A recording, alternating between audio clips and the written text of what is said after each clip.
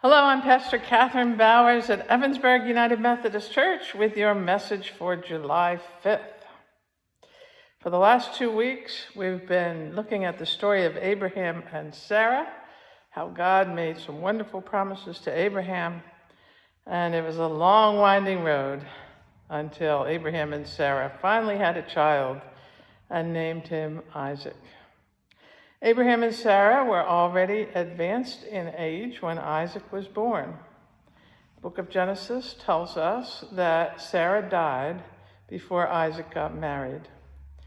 Abraham went to a great deal of trouble to buy land from the Hittites for Sarah's burial. She was buried in a cave. It said that's the first commercial transaction in the Bible. And it looks from the context like Abraham and his people are still considered foreigners in the land. It's not assumed that you should be able to bury your dead here. So he goes through some negotiations, and he's able to buy some land for Sarah to be buried. And that place in Hebron, there's a place where you can visit that they say is that grave that Abraham bought, the second holiest site in the Holy Land, they say. So Abraham buried Sarah, and then he turned his attention to finding a wife for Isaac.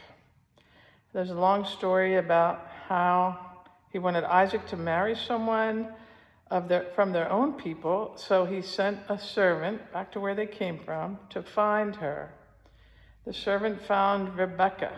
Rebekah was kind and generous, and Genesis tells us Isaac loved her and was comforted after his mother's death.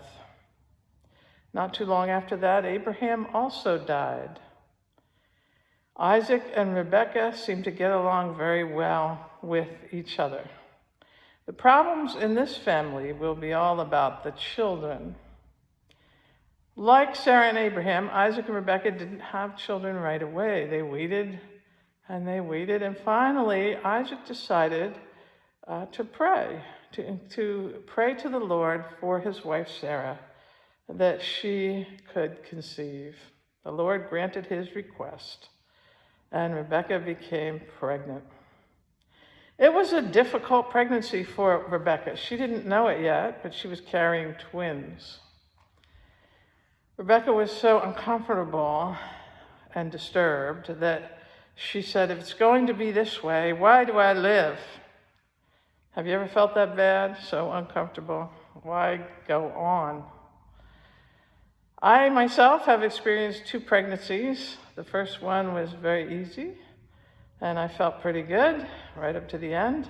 The second one was uncomfortable the whole time. My second child, when developed enough, was always moving around. She kicked me a lot. She kept me up at night. Sometimes she would kick my bladder. That'll make your eyes pop out. Living every day was a challenge. And I worried about this baby because she was so active. And when you're pregnant, you worry about things. So I asked the doctor, could she be having seizures? She's just too active. So they checked everything out. They said, you're fine, she's fine. But I have empathy for Rebekah. If one baby can kick the heck out of you, I can only imagine what 2 can do. And she was feeling this struggling within her. Rebekah decided to inquire of the Lord what was going on, and the Lord gave her an answer. What she got was really a prophecy in the form of a prophecy. It goes like this: 2 nations are in your womb, and 2 peoples born of you shall be divided. The one shall be stronger than the other, and the elder shall service the younger. The Lord has let her know that she is carrying 2 children with 2 different destinies, and that the struggle that they have begun before birth will continue in their lives. We usually think of twins having a special closeness with each other. Jacob and Esau, however, seemed to never get along. When they were born, they looked different. Esau was born first. He was red and hairy. And then Jacob was born with a hand grasping Esau's heel, as though he's trying to pull him back so he can be first. Jacob was the ambitious one, the one who wanted it all. But he was born second, and so he was the younger. The parents, as they grew, had favorites. Isaac liked Esau because he liked to hunt and he would bring home the game. Rebekah preferred Jacob because he was more of a homebody and stayed with her. It's going to be a problem that the parents have favorites. In those days, the oldest son always had the greater share of the inheritance, and that was his birthright. And that may not seem fair, that's the way it was. And Jacob, being born second, doesn't like it. He wants more. And he's jealous that Esau is supposed to get more. And he must have thought about this a lot, because when Esau comes in one day hungry, Jacob is all ready to take advantage of the situation. Esau comes home after he's been out in the fields. He's tired and he's famished. He smells a delicious lentil stew that Jacob has been cooking, and he says to Jacob, "Give me some of that red stuff, I'm famished." If your brother is starving, you should just give him some stew, right? No, not Jacob. Jacob wants to make a deal. Sell me your birthright and you can have some stew. Esau said he was so hungry he didn't care about his birthright. And that was how Jacob cheated Esau out of his birthright. The scripture seems to judge Esau for this, saying he thus despised his birthright. The second time that Jacob cheated Esau was later when Isaac was dying. And Jacob wanted the blessing that Isaac would be giving to his firstborn. The blessing was a big deal in Old Testament times. So Rebekah and Jacob hatched a plan for Jacob to get the better blessing.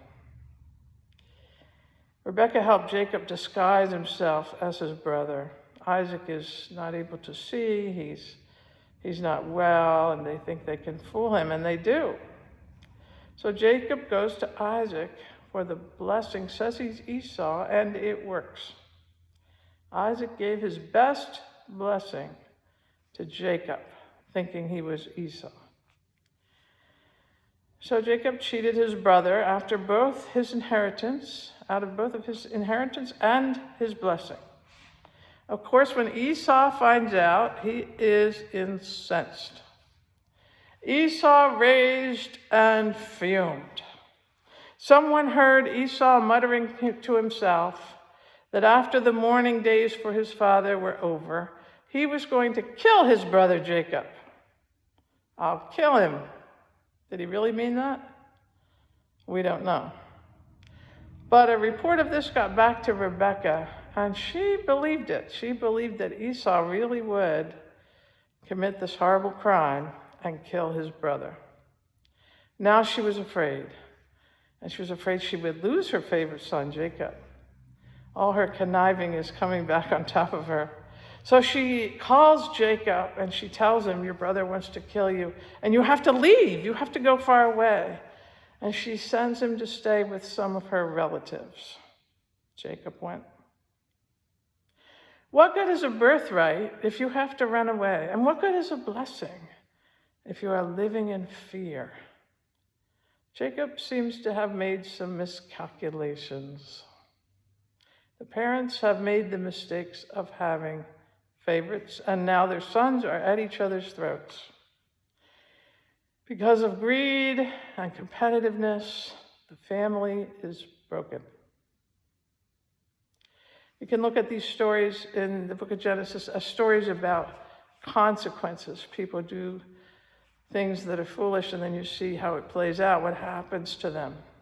But it's not just a story about this family, of Abraham and Isaac and Jacob and Esau. It's really a story about the world, isn't it? What competitiveness and greed do to us, the brokenness that comes from these things, the damage that is done when parents have favorites, when they don't show enough love to all their children. What will happen now to the promise God made to Jacob's grandfather Abraham, that he would have many descendants, that they would be a blessing to all the families of the earth? It looks like God's plan is getting derailed. Human failures are threatening it. Somebody said the Bible is all about how people keep failing, but God is faithful. People keep messing up, people keep sinning, but God is faithful. God comes back with promises and more promises.